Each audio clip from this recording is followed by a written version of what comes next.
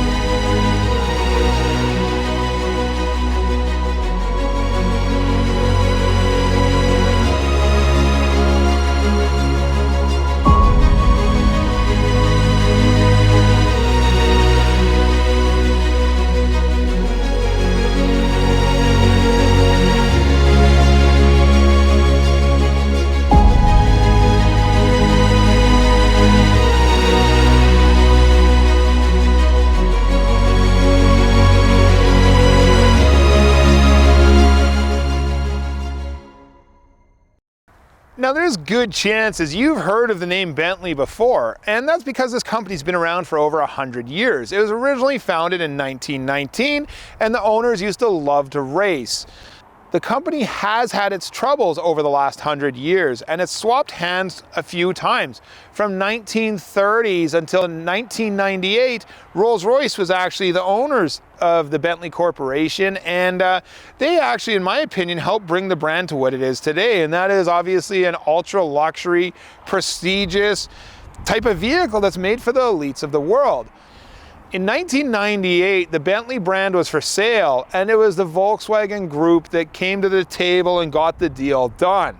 Now, if you don't know, the Volkswagen Group is a massive, massive corporation, and they own some of the hottest brands on the planet. Obviously, they own Volkswagen, they own Bentley, they own Audi, they own Lamborghini, they own Porsche, they own Bugatti.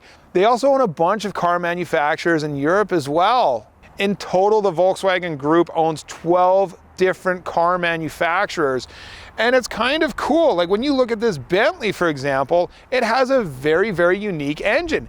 Under the hood of this car, you're going to find what they call a W12, and what that is two Volkswagen VR6 engines and two twin turbos, making 557 horsepower. Now guys, I gotta be honest with you, this Bentley, in my opinion, is one incredibly sexy car. It has the big signature headlights up front with the Bentley grille, and everyone knows this style and look. As a matter of fact, they still use a very similar style shape on the present Bentleys today. Down the side of the car, you're gonna find chrome trim as well as the turn signals built into the mirrors, but the best looking part of this car, in my opinion, is the back. You have these massively wide rear haunches that just give this car this look. Like, this car looks like $1 million. And of course, it was almost priced like that too, because in Canada, these guys new were like $250,000 to $300,000. Now also from factory, these cars were equipped with air ride suspension. And that leads me to problem number one. A Bentley new was, as I said, $250,000, $300,000 Canadian. And here's the problem is, this car is currently priced around the 40,000 Canadian dollar price point, which is a fraction of its new price. But the problem being is the cars come down in price and depreciate, however the parts do not. So this car that we're actually shooting a review on right now has actually had a shock and coil conversion done to it, because the price of air ride to fix these cars when they break is astronomical. And now if you look online, you'll find that this is a very, very common problem with Bentleys, is the air ride failure on these cars. So strike number one, or in your case, if you're actually looking for a pre-owned car, maybe look at one that's either had air ride service that's just been completed and fresh, or B, look at a car that's had the conversion done. Now the brakes on this Bentley are massive. I don't know the exact spec on it, but the caliper is massive and the rotor has to be all of 15 inches. Now I would assume if you were to drive this pre-owned Bentley to the Bentley store and you needed brakes in all four corners, you might get slapped with a $5,000, $6,000, $7,000 bill. And that's once again one of the things that you have to take into consideration when buying a car like this is it costs a lot of money to maintain. Now of course there's different types of people in the world. There's types of people in the world that would take this car to the Bentley dealership to have their brakes done. Then there's people in the world like myself that if I owned this car and I needed brakes for it, I would be jumping on a website like Rock Auto, eBay, Amazon, Google in general and just searching 05 Bentley Continental GT front brakes, right? And see what comes up, because there's a lot of actual, believe it or not, aftermarket manufacturers that supply parts for these cars, which once again can help bring down your cost of ownership. So instead of taking this car to the Bentley dealership and getting that $5,000, $6,000, $7,000 bill, whatever it is to do brakes on this car, maybe you end up having a $1,500 or $2,000 bill to do brakes on this car, which is quite a savings. Now let's try to pop the hood here and take a look at this big W12 engine. One thing I found really cool with the Bentley is the way that the hood release actually works. So I've already popped it from the inside, but to get the hood up, you might be looking down here for a hood latch and you can't find it anywhere. But where it is actually the Bentley logo pops up here just like this, and you pull that up to open the hood. That's pretty cool if you ask me. Wow, look at this. This is absolutely massive. Now guys, just so you guys know at home, a regular V12 motor is essentially two 6-cylinder or two inline 6 engines mated together. And they require quite a bit of depth to actually put them into a car.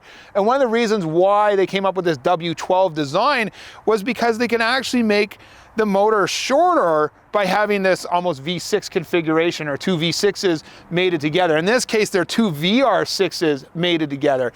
So what a VR6 is it's Volkswagen's version pretty much of a V6 engine. So a typical V6 engine would have two separate cylinder heads leading to one block and one crankshaft.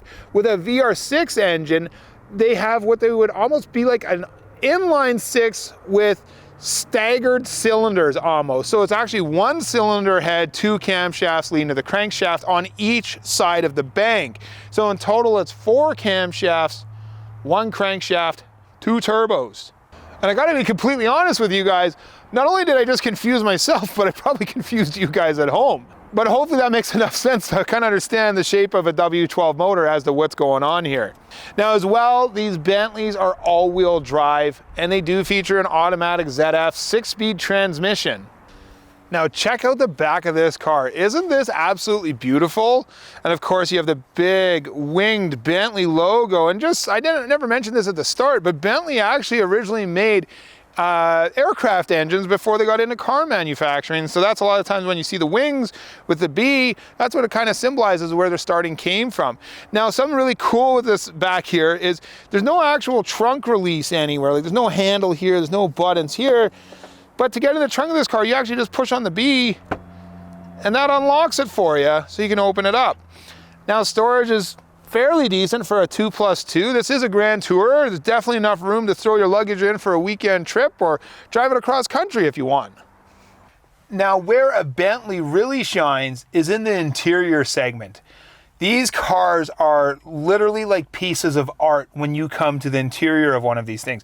Everything is beautifully finished, like aircraft grade aluminum, and all the dials and the switches, like even the armrests are well thought out. For example, you each have your own armrest, one for the passenger, one for the driver.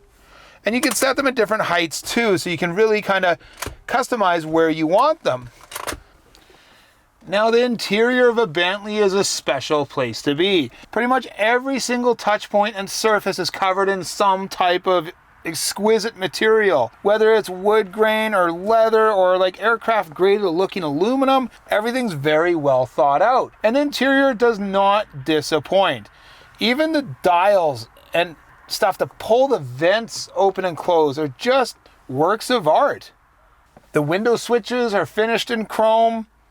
The key has a Bentley logo on it and is very similar to a Volkswagen key, and you insert it to the left of the steering wheel to start the car up. The center console is very nice, and here's the big iconic Bentley button that everyone talks about, and it is really interesting. Like, for example, I'm on an air conditioning menu, and the button will only turn as far as the option in that menu allows you to go. So if we go all the way max, I cannot turn it any further. If we go all the way down, once again, you can't turn it any further. And now that is set up like that for every single different feature and every single different menu on the screen. It looks like it'd be a big touch screen, but it's not. There's these buttons on the exterior that you would need to push to go through different setups or to access the different menus. But overall, very intuitive.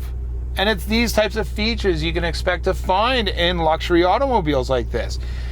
A little bit lower, you're gonna find the shifter, which has this big, beautiful B on it that you actually have to put your foot on the brake and then push the B in to change through the gears. There's reverse, neutral, drive, and you can move it over to actually kind of shift it manually as well. Another really cool feature is you have this beautiful dial and knob, and this one here is for your mirrors, so you can obviously adjust them left and right. It has a heat feature, and you can actually flip the mirrors in so the mirrors will turn up just like that, how they fold it in. Here, I'll unfold them right now. That's controlled from the center switch. Now, something interesting, of course, with Bentley being owned by the Volkswagen Group is that a lot of the parts are somewhat interchanged with other cars. I'm not saying every part, but the reality is some of the switches in here might be the same switches that you might find in an Audi A8 from the early 2000s or the Volkswagen Phaetons. What I'm getting at is sometimes that makes some of the parts more affordable when things break if there's more commonality between the lineup of cars, right? If it's exclusive to Bentley and Bentley only, of course you're gonna have to pay a premium for it. But if there's interchange or overlap sometimes on some of these parts, sometimes that will help you save money. Now, we do have to address the elephant in the room, and that is this a good car to own for the long term? Well, to answer that, I can't give you an honest answer because obviously I'm only shooting the car for the day, but I have been doing some research and some reviews and reading online just to see what other people are saying. And the biggest thing that people say is that it could become an electrical nightmare or that there is electrical gremlins in the car. Now, I don't know if that's on a case-by-case basis, or is that every Bentley that's going to be affected by them? But my tip to you is, of course, if you're in the pre-owned market and you're dealing with a dealer that's, let's say, selling you a pre-owned Bentley, maybe inquire about warranty, right? And make sure that the warranty that you're purchasing offers diagnostics coverage, right? Because some warranties will be powertrain and they'll cover engine transmission only, but they won't cover diagnostics of engine and transmission, right? So maybe you want to buy something a little bit more inclusive just for peace of mind. Now, saying that as well, obviously under the hood, we're talking a big W12 engine. Can they be expensive? I'm sure if you were a Bentley and asked for a new motor, it would probably be as much as the car. However, once again, going online, I was searching on eBay and actually found a couple used engines for this car in Canada, and they were priced between $6,000 to $10,000 Canadian, which to me isn't terrible. Of course, swapping it might be another $5,000 or so to do the motor. But once again, this is where warranty comes in, right? If you're unsure and you want that peace of mind, maybe you buy something like this because you want that status car. It's been a dream of yours to own the Bentley, and now it's finally at a price range you can afford it. Make sure to at least protect your investment and make sure you have some coverage in case you can't afford the out-of-pocket repairs to fix this car, because it can be expensive to fix. But anyways, guys, let's take this thing for a drive and see what it's like on the road. So first impressions driving the car is the car feels smooth, it feels quiet. I mean, you would obviously expect a Bentley to drive good, so far no disappointments. Now, saying that, I have driven some newer S-Class Benzes and stuff, and I will say they would even take it up a notch in the noise, vibration, harshness categories compared to this car. This car is quiet and it is a good driver and stuff, but obviously it's tough to compare that 2005 Bentley versus, say, a 2020 Mercedes car. Fun fact for you, this car does have paddle shifters for the 6-speed automatic. The paddles are the same paddles that are used in the Lamborghini Gallardo, or Gallardo, depending on how you pronounce it. Let's see how it does on power here.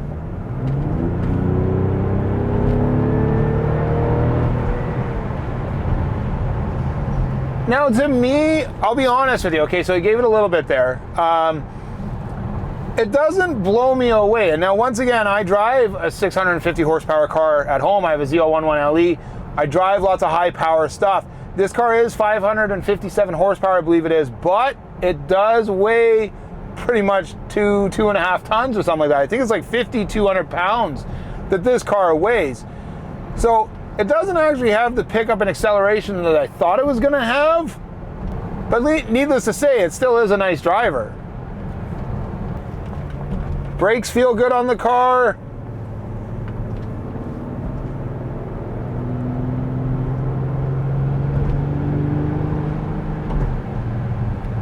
Transmission seems to shift well from what I can see.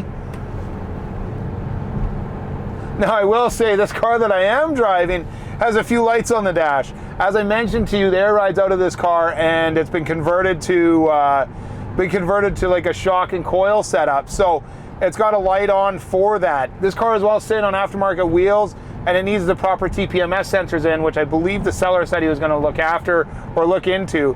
But yeah, there is a few lights on this dash. Obviously there's a ride height one because with those air springs and air suspension also comes ride height sensors. So that does trigger a couple lights on the dash, which once again might be something you might want to get used to if you do plan on owning a car like this. Now I can confidently say that the interior of the car is top notch and it feels very well appointed. Like it really does. Like even the headliner above me is leather. Like as I said, everything's as top notch as you could imagine in the interior. But I will say as a conclusion, and maybe this is my own fault because I was like, man, I've never driven a Bentley Continental GT before. So for me, maybe I oversold myself on this experience coming out here thinking that this is gonna be the coolest, the fastest, the most badass Grand Tourer on the planet. And I don't know if it really is. Now in fairness, of course, if I was to compare this car up against a 2005 Benz or another 2005 flagship car of some sort, I would probably agree that this might be the better car. But once again, me driving newer tech cars really ruins me whenever it comes time to obviously review something a little bit older. Now guys, I understand I've been a little harsh on this car, and please don't take any of my negative thoughts personally on the review of this car. As I said, I think I might have just oversold myself on the experience coming into it, thinking it was going to be so much more than what it was. However, if you're in the market for a Continental GT, obviously continue doing your research and see if it checks off the boxes for you. I do want to give a big special thanks to my friend Jolt from Central Exotics for borrowing me this car to shoot a review on it. And of course, this car currently is still for sale for an actual, probably one of the best priced cars in the nation at the moment. I believe he's got it listed right around 40 grand Canadian. Thanks for watching, everyone. We'll see you all on the next one. Now let's actually take a look at the big W12 engine under the hood. I thought this was really cool with Bentleys too. Whenever you pop the hood release, you can actually push down on this. Sorry, pull up on that. And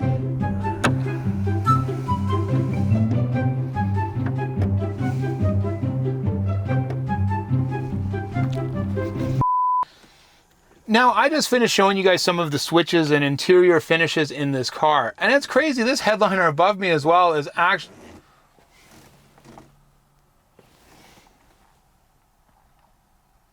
You can set them at different heights too, so you can really kind of customize where you want them.